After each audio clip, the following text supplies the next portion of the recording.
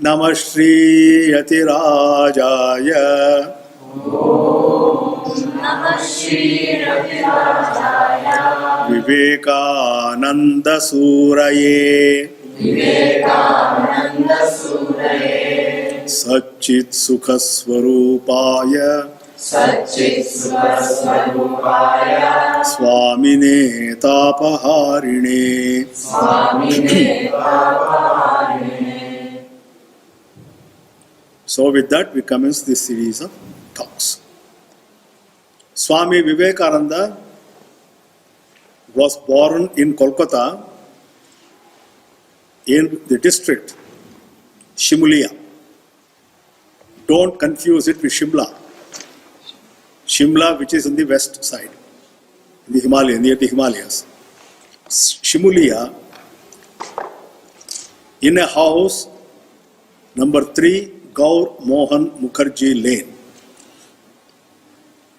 The birth occurred 36 minutes, 36 seconds after 6 in the morning. 6, 36, 36. How do we know the time so accurately? His father, Vishwanath Datta, was an amateur astrologer. He wanted to cast the horoscope of his son. So he kept the note of the correct time of birth.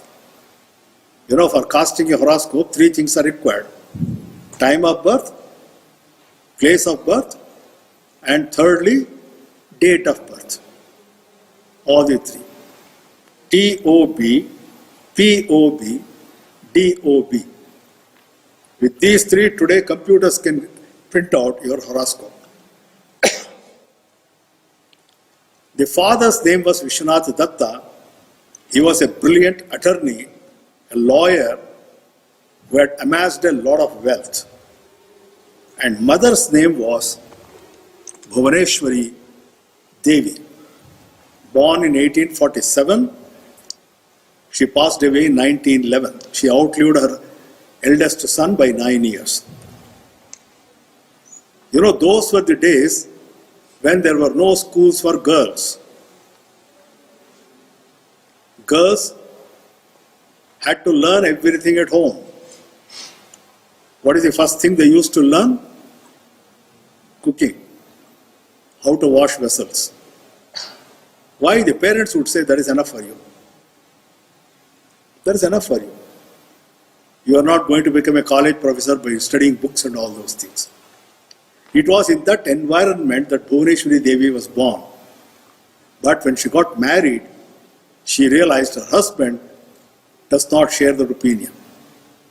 Vishwanath Datta gave a lot of importance to education, so he could not send his wife to school. Instead, he became the teacher at home. He taught her a lot of things until she learned within a few years how to read, write and speak English. Sitting at home, she learned how to read, write and speak English.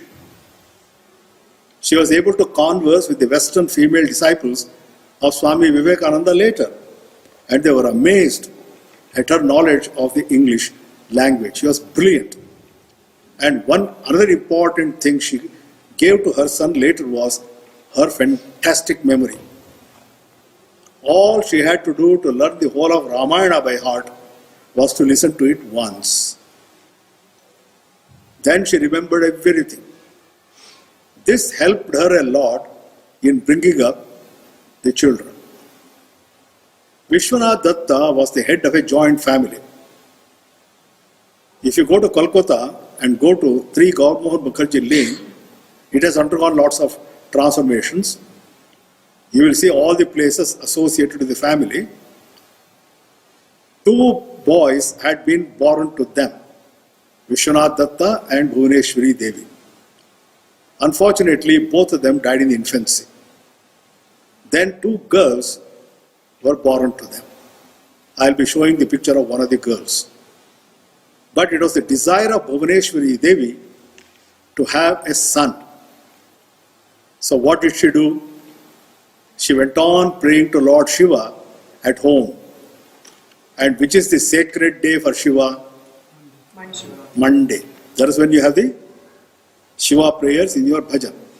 Monday. At the same time, she requested one of her aunts living in Varanasi, Benares, to go to the temple of Shiva, Vishveshwar, and pray to Shiva in that place. So ultimately, when the child was born on the 12th January 1863, the mother gave him the name of Shiva in Varanasi, Vireshwar. Now let me show you some pictures. This is Varanasi, a town which is encircled by two rivers, Varuna and Asi. The two together enclose the town, so it is called Varanasi. Benares. Anybody who has been to Benares? Seen Benares? You have been there? Huh? You have seen Kashi? Yes, sir. Has it been cleaned up? No, still the same thing. That is a pity. And this is Vireshwar Shiva. You know, there is a difference between the worships in temples between North India and South India. In South India, you are not allowed inside the sanctum sanctorum. Whatever you want to worship to the divine, you bring it and give it to the priest. The priest is a proxy. On your behalf, he goes inside, worships and brings you prasad. In North India, it is not like that. You can directly walk into the sanctum sanctorum, do the worship yourself. We went long ago to Gaya, the famous Gaya Kshetra. I was surprised when they told me, चलिए अंदर, आप ही खुद पूजा कर सकते हैं. Please go in, you can worship yourself. So my wife and I went there, stood by the side of that Pada, Vishnu Pada, and worshipped it. There is a great quality among North Indians. Similarly here, Vireshwara Shiva, a temple in Kashi, the aunt of Bhuvaneshwari could go personally there, worship herself this particular linga. So when the son was born, he was given the name Vireshwar. And that was the first name by which Swami Vivekananda was endowed. This is a view from the lane, old lane, it exists even today, leading to the ancestral house, 3 Gaur Mohan Mukherjee Lane. It looks very unassuming. There is a door. You enter by the door and right in front of you is a huge quadrangle and a 3-storied building. It was a very big house. But here it looks very modest.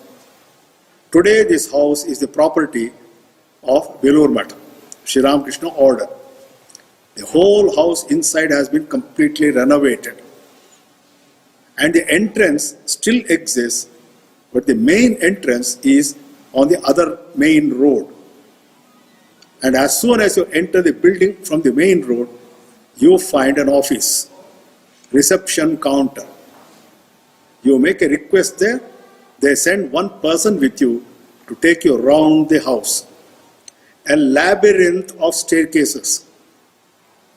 Unless you live in that, probably you will not be familiar with the staircases, one leading to the other. And they take you to the room where Bile was born or Vireshwar was born. At that spot there is a cot. On the cot there is a nice bed full of flowers. There is a pillow. And leaning against the pillow there is a big photograph of Swami Vivekananda, which is worshipped every day there. And outside there is a grandfather clock. You know what is a grandfather clock?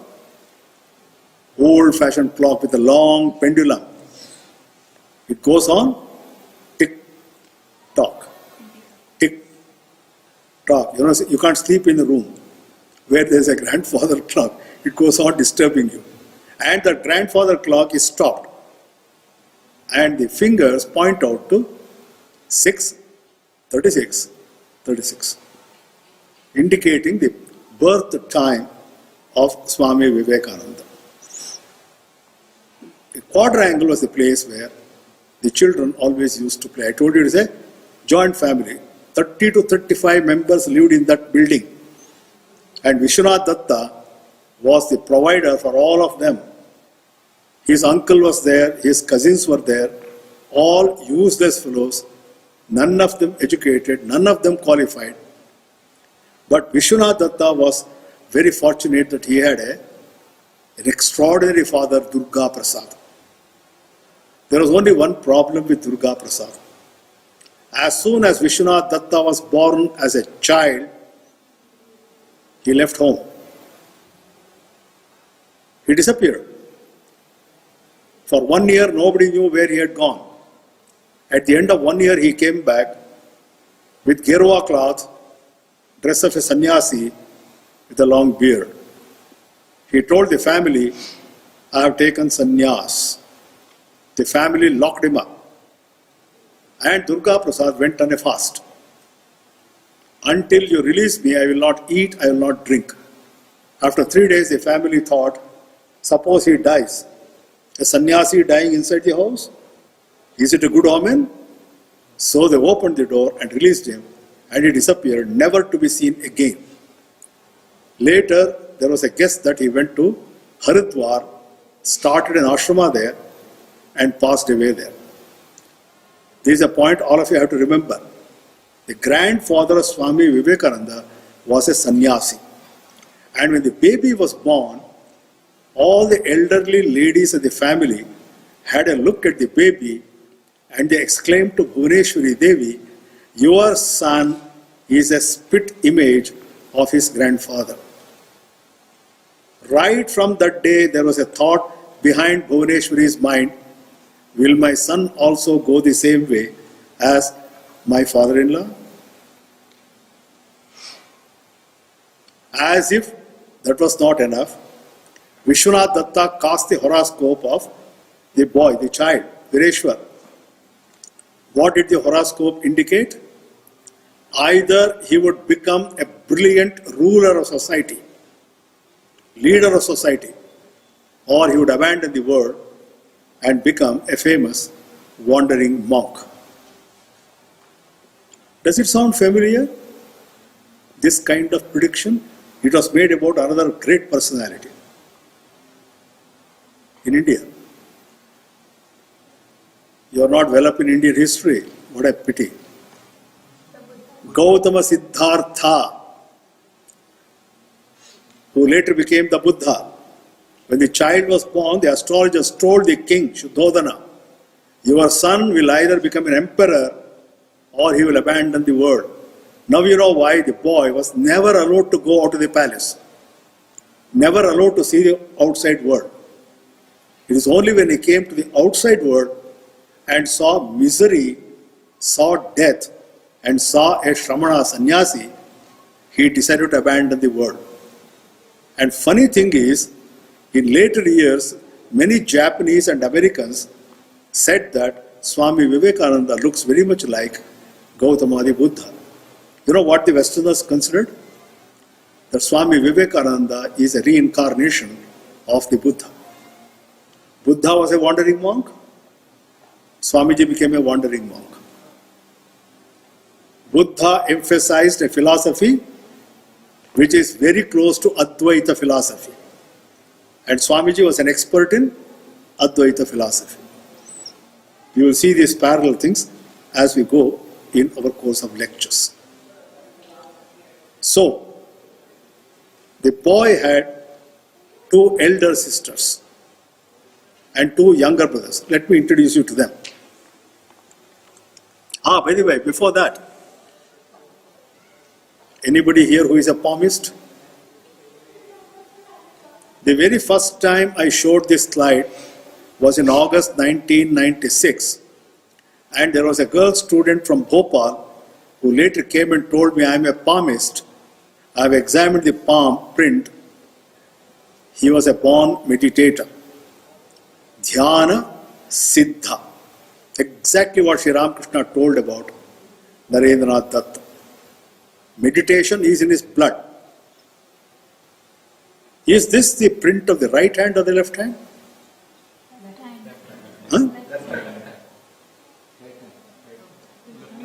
Right hand. Left or right? Right. They are, the three of them are showing. Right. It is the right. Print. Arre, who will see the left hand, Baba? Have you ever gone to an astrologer? They won't ask you to stretch your left hand. They ask you to stretch your right hand. If they want confirmation, they take it to they ask to see the left hand. This is Swami Vivekananda. You know where it was taken? In the United States, in New York. It is written there, date is written there. 1895. Phrenological Society. A very unscientific, irrational method of deciding the character of an individual. Swarnamayi Devi, eldest sister of the Swami Vivekananda. When I mention this name, I am reminded of an incident which happened in the YAC in one batch. It was a big batch. We were about 80 to 90 students. And this side was full ladies. Right from behind, one lady raised her hand. I asked her, do you have any questions? It was the first lecture. I was surprised. Could anybody have a question in the first lecture itself? No, sir, I have a comment to make. What is that? Swarnamayi Devi is the great grandmother of my husband. Great grandmother of us. The whole class gasped, started looking at her. Why? We had a member who belonged to Swami Vivekananda's family in the class. Before she left for Kolkata, she came and told me something interesting. She used to call me Swamiji, Shamiji. Shamiji, when I go back home, I'll challenge my husband. I'll tell him, I know much more about your great-grandmother's brother than you know. She was very proud that she had such an ancestor in her family. YAC is a very interesting class. You know, we get lots of snippets like this. Later, as we go along, I'll give you some more examples of what are the things I have gathered from the YAC students. Let me see if this batch can contribute some additional information. Swarnamayi Devi. There was another sister whose picture is not available. Unfortunately, when Swamiji was in Almora in 1897, he got the news from Kolkata that sister, Haramoni, had committed suicide. Apparently some problem with the in-laws. Swamiji went into depression for 3 days. That is why he used to say, the salvation of India lies in the education of women.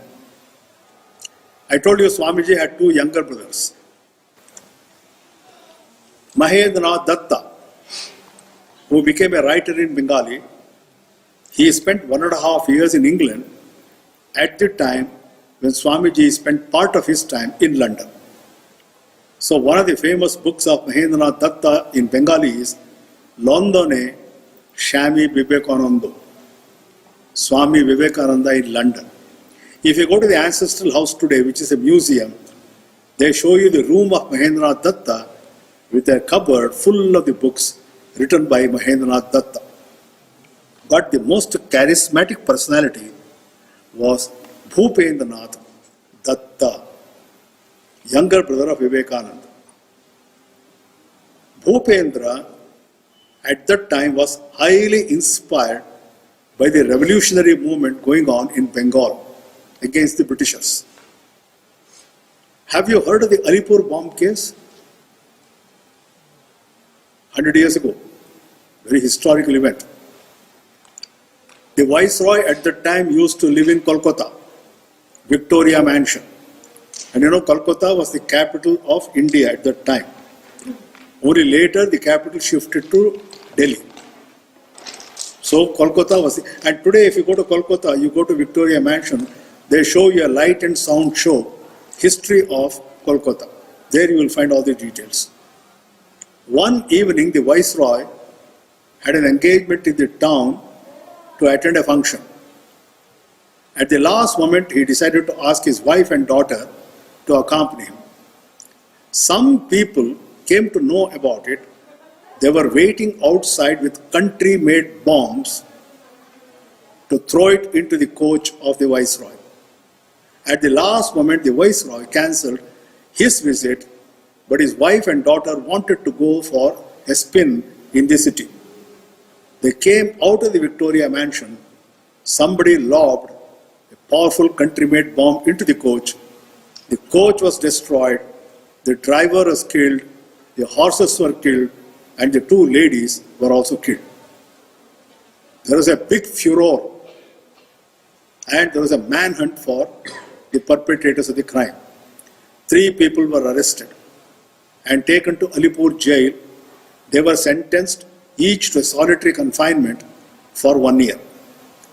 One was Bhupendranath Datta, the other was Abanindranath Ghosh, and the third one was a person called Aravinda Ghosh.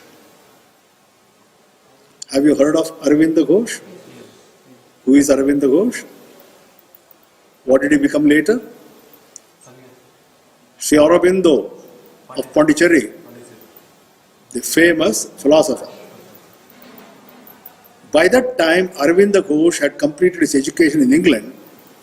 He had come and worked in the state of Gujarat, Surat, as a college teacher and resigned and come to Kolkata, had started a magazine containing revolutionary articles called Matrubhumi. The copies of the lectures of the articles are available even today. If you go to any society of the Aurobindo group, you will find all the books available. He also joined the revolutionary movement. He was also arrested. The other 2 people simply did time pass, some or other to spend the time. But Aravinda Ghosh decided to use this time to perfect his yoga. He had already learned yoga meditation from Lele, Guru Lele of Surat. He continued the practice, and he says one night he had the vision of Sri Krishna teaching Arjuna the Bhagavad Gita. That thrilled him a lot. After some time, another funny thing happened to him, which he could never explain in his life. He was about to go to sleep at 10 o'clock in the night when he heard a voice lecturing to him, regularly lecturing to him about Vedanta. The voice went on talking to him till early morning, and then it left. This happened continuously for 2 weeks. And at the end of 2 weeks, the voice made Aravinda Ghosh repeat whatever it had said. And Sri Aurobindo says, when the voice was convinced that I have understood everything, it left me, I never heard it again. So in one of the letters he wrote to one of his disciples, Letters on Yoga, Volume 3, in one letter he makes a remark about this dream, about this experience, and says, you know, all the thoughts are his. Only the language is mine. When somebody asked him, who was that person talking to you, he said, it can be only one person, Swami Vivekananda. Whatever you find in my books are the thoughts of Swami Vivekananda. The language is mine. I only communicate that. What enormous respect he had for Swami Vivekananda is difficult to understand. Is it easy to understand all these things? Can these things happen? By the end of this course of lectures, you would probably start believing. There is a totally different world altogether about which we are not aware.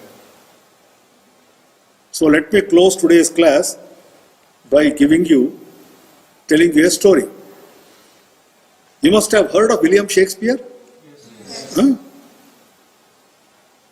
Where did he live? Stratford upon Avon in England, right? Huh? No. Some Madrasis say he was a Madrasi. Sheshappa Iyer. The English people copied him and called him Shakespeare. And some people from the Middle East countries say, nah, He is Sheikh Pir Sahab. He is our man. All this is a joke about Shakespeare. Which is his most famous tragedy.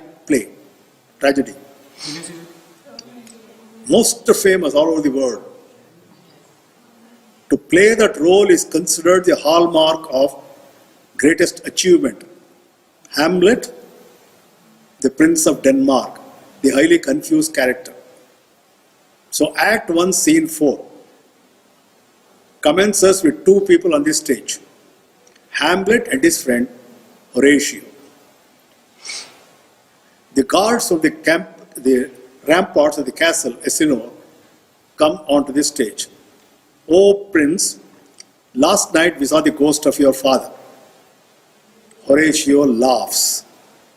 You know what Hamlet says? "Horatio, don't laugh. There are many more things under the heavens than your philosophy ever dreamt of." Is that not a fact? Life is strange, isn't it? Shall I give you an assignment? Don't have to write it down, but you have to think about it. What are the events in your life which ultimately led you to come to Prashanti Kutiram? Did you understand? What are the events of your life which led you to come to Prashanti Kutiram? Tomorrow, I will tell you the experience of a couple of YAC students who did the self-analysis and came and told me, "Sir, we agree with you. Life is incomprehensible. Life is very strange." You will find that throughout the life of Swami Vivekananda. Swamiji himself used to say, there is a reason why scriptures say, surrender to the divine. Only the divine knows the future. Do the astrologers know the future? Ask the astrologers. You know what they say? We can only guess at the future. We can give you direction. We can't predict the future. If he's a real astrologer, not the one who is telling fortune for money, they will promise you all kinds of things under the heavens. A real astrologer will tell you, we can't predict things, we can only give you a sense of direction. It is likely that events may happen in this particular manner. Life is very strange, and this is what Sri Aurobindo also said, Swami Vivekananda also said. So I have introduced you to the most important personalities in this life, and tomorrow we will take up the boyhood and the youth of Narendranath Datta. His name was Vireshwar, shortened to Bile. At the age of 5, when he was admitted to school, the name was changed to Narendranath Datta. So tomorrow we will take up the life of Narendranath Datta from the age of 5 onwards up to the time he joins college.